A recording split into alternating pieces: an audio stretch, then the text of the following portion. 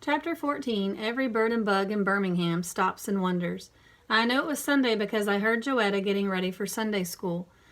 The neighbors came and got her as soon as I got out of bed. I was standing in the doorway of the bedroom doing my morning scratches when she walked by.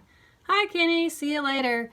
"Bye, Joey." She had on fluffy white skirt, a regular blouse, and a little white gloves that Grandma Sands had made her. I don't know why, but I said, "Joey?" She stopped. "Huh?" I couldn't think of why I called her name, so I just kind of threw out, "You look real pretty."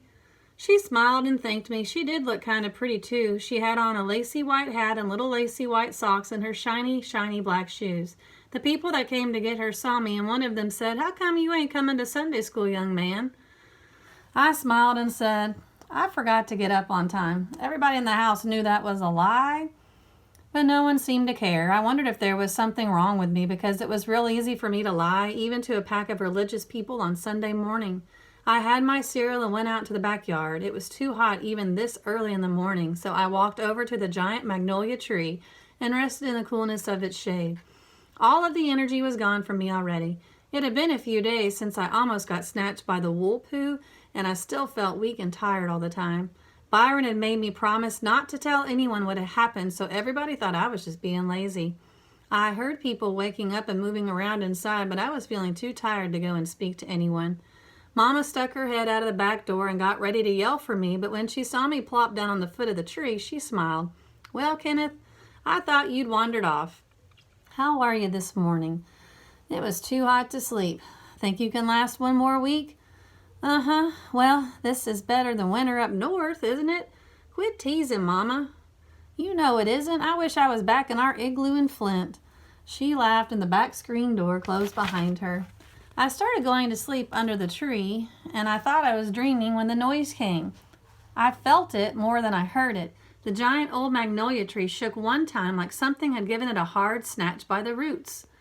Then there was the sound like a far-off thunderstorm coming, except it only thundered one long time. It seemed like every animal and bird and bug in Birmingham stopped making noise for about 2 seconds. It seemed like everything that was alive stopped whatever it was doing and wondering the same thing, what was that noise? Doors opened in the neighborhood and people came out and looked up in the sky, but there was nothing there. Not one cloud. Nothing to give a clue to what the big hollow sound was. Nothing but bright, hot, stupid Alabama sun. Dad came to the back door in pajama pants and a t-shirt. What was that? Was that back here? I shook my head. He looked like a bell went off in his head and said, "Oh Lord, where's Byron?"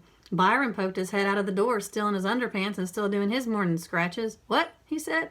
"I didn't do nothing. I was asleep. What was that bang?" Dad kept looking toward the sky and said, must have been a sonic boom." He closed the screen door. If this had happened in Flint, I would have investigated to find out what it was, but that horrible sun had sucked all the curiosity out of me. I leaned back against the tree and closed my eyes. I didn't know if I got to sleep or not, but Mama's scream made me jump nearly to the magnolia's top branch. I'd never heard Mama's voice sound so bad. I felt like I did that time I stuck a bobby pin in a wall socket. I ran to the door and into the house, and Bi almost knocked me over running backward toward the bedroom. "What's wrong with Mama?" I asked. I looked in the living room, but Mama and Dad weren't there. I ran back to the bedroom where Byron was trying to wrestle into a pair of pants. "Bi, what happened?" He got the pants up and said, "A guy just came by and said somebody dropped a bomb on Joey's church." And he was gone, exploding out the front door, trying to zip up his pants at the same time he ran off the porch. Some of the time I wondered if it really something was wrong with me. Byron had just told me that someone had dropped a bomb on Joey's church, hadn't he? If that was true, why did I just stand there looking stupid? If that was true, why was I only thinking about how much trouble Bi was going to be in when they heard how loud he'd slammed the screen door, and asking myself, why hadn't he put on his shoes? His socks wouldn't last 2 minutes on the Alabama mud. I ran out on the porch and into the street. It looked like someone had set off a people magnet. It seemed like everyone in Birmingham was running down the street. It looked like a river of scared brown bodies was being jerked in the same direction that Bi had gone, so I just followed. I guess my ears couldn't take it, so they just stopped listening. I could see people everywhere making their mouths go like they were screaming and pointing and yelling, but I didn't hear anything. I saw Mama and Dad and Byron holding on to each other, all three of them looking like they were crazy and trying to keep each other from the pile of rocks that used to be the front of the church. Mama was so upset that she even forgot to cover the space in her front teeth. I couldn't hear her, but I'd bet $1,000,000 she was shouting, "Why?" over and over like a real nut. It looked like Dad's mouth was yelling Joetta. I was kind of surprised no adults stopped me from walking right up to the church. I got right next to the door where the door used to be when the guy came out with a little girl in his arms. He had on the same thing Dad did, a t-shirt and pajama pants, but it didn't look like he'd been painting with red paint. The little girl had on a blue dress and little blue frilly socks and black shiny shoes. I looked into the church and saw smoke and dust flying around like a tornado was in there. One light from the ceiling was still hanging down by a wire, flickering and swinging back and forth, and every once in a while I could see stuff inside. I could see a couple of grown-ups moving around, looking lost, trying to pick things up, when the smoke would cover them, and then the bulb would flicker out and they'd disappear. I could see Bibles and coloring books thrown all over the place. Then they'd get covered by the smoke. I could see a shiny black shoe lying halfway underneath some concrete. Then it got covered with smoke, and then the light bulb flickered out again. I bent down to pull the shoe from under the concrete and tugged and pulled at it, but it felt like something was pulling it back. All the hair on my head jumped up to attention. The light flickered back on and the smoke cleared, and I could see that hanging on the other end of the shoe was a giant gray hand with cold, hard, square fingers.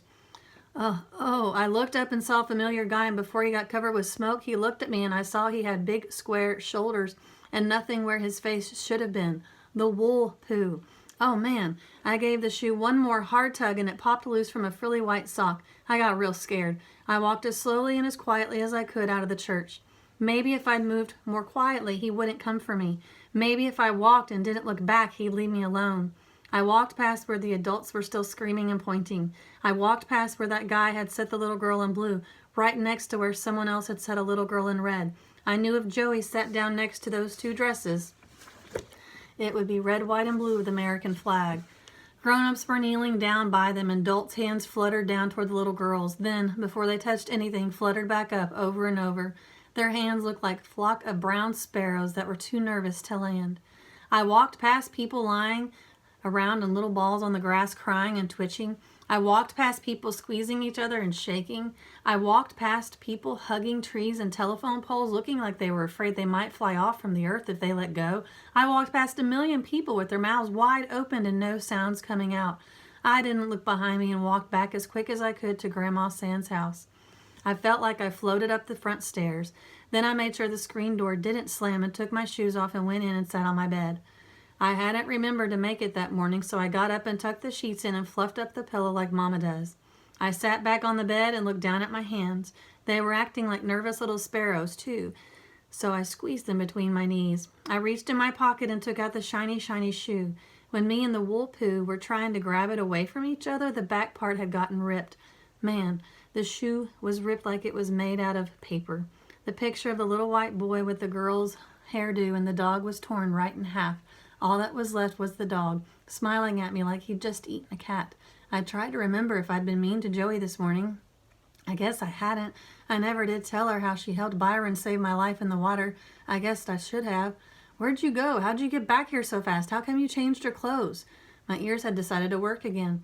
I looked up toward the door but stopped looking when I saw the white frilly socks standing on the wooden floor in front of my door. I guess the wool poo was taking Joey around for her last visits. I was afraid to look up. I was afraid to look at her face. I knew I'd see the wool poo's rope tied around her waist. "Hi, Joey," was all I could think of saying. "Where are Mama and Daddy?" "Oh, you'll probably get to see them next. He takes you around to see your family before you go." She sat beside me on the bed. I still wouldn't look at her. I dropped the shoe and used my knees to stop the sparrows from fluttering around. Oh man, this was very scary. I'd seen the two little girls on the grass in the red and blue dresses, and I didn't want to see my little sister that way too. "What's wrong with you, Kenny? How come you're looking so funny?" "I guess I should have told you thanks for saving my life, huh? Is it too late to tell you that?" Joey didn't say anything for a second, then got up off the bed. "Why are you acting so crazy? Where are Mommy and Daddy? What's that you dropped? What are you trying to hide?" She picked her shoe up from where I dropped it. "Oh, Kenny, whose shoe is this? What did you do to it?" "It's yours, Joey. I got it from the wool poo." "You'd better quit trying to scare me, Kenny, or I'm going to tell Mama. This better not be my shoe or you're in big trouble, Buster." Joey walked out of the room, but I still couldn't look at her. The wool poo was cool wish stopping her away. Joey! After a second, she came back into my bedroom. What? She was sounding real mean. I didn't look up. I kept looking at my hands. I love you. Whop! The shiny, ripped black shoe hit me right in my chest. Whose shoe is that? I finally looked up to see what Joey looked like. There were no ropes around her waist, and nobody with square toes was hanging around. But what was really surprised me was that Joey had both of her shiny black shoes in her hands. She had taken them off at the front door. Kenneth Bernard Watson, you better tell me what's going on, or I'm really going to tell. I'm not playing with you. Joey was imitating Mama so much that she didn't say Bernard, she said Bernard. Joey, didn't you go to Sunday school? You know I did. Don't you know what happened? Joey sat back down next to me. Kenny, I'm not playing with you. Why are you acting so weird? Her voice was starting to get all choky. Why aren't you still in that church? It was so hot in there that I went and stood on the porch and saw you. Saw me? Where? Kenny, you'd better stop this nonsense. You know you waved at me from across the street. You know when I tried to come to you, kept laughing and running in front of me. You know I chased you all the way down that street. Joey got a funny look on her face, but you had on different clothes. Joey's voice was getting higher with everything she said, and when she was done, she was sounding real crazy. Joey, that's it. You're through with this time, mister. You don't know when to stop teasing, do you? That's it. I'm telling on you. Joey stood up and ran up the stairs, screaming, Mommy, Mommy, Mommy. I could hear Grandma Sands moving around upstairs, and she finally clomped down the steps and came into my room. Joey was hanging on her arm, still screaming. Grandma Sands must have real thin blood, because even though it was hot as a furnace in the house, she had on a big, thick nightgown and a big, thick robe. The smell of baby powder came into the room a second after she did. What on earth are y'all doing raising this much cane this early in the morning? Joetta, honey, stop that noise. Kenny, what's wrong with this child? Joetta finally said, He's trying to scare me, Grandma Sands. He won't tell me where Mommy is. Joey kept boo-hooing like a real idiot. Kenneth, where's Willona and Daniel? Grandma Sands pulled Joey off her leg and held her shoulders, then gave her a little shake. Joetta, you stop that noise. Grandma Sands can't handle that much noise this early, sweetheart. A bell went off in my head. The wool poo had missed Joey. He wasn't having much luck at all with any of the weird Watsons. I had to go to the church to get Mama and Dad and Byron.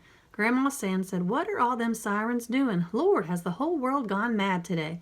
Where's your Mama and Daddy? The last thing I heard was Grandma Sands yelling, Boy, if you slam that door like that again. I looked down and saw my socks flying over the Alabama mud.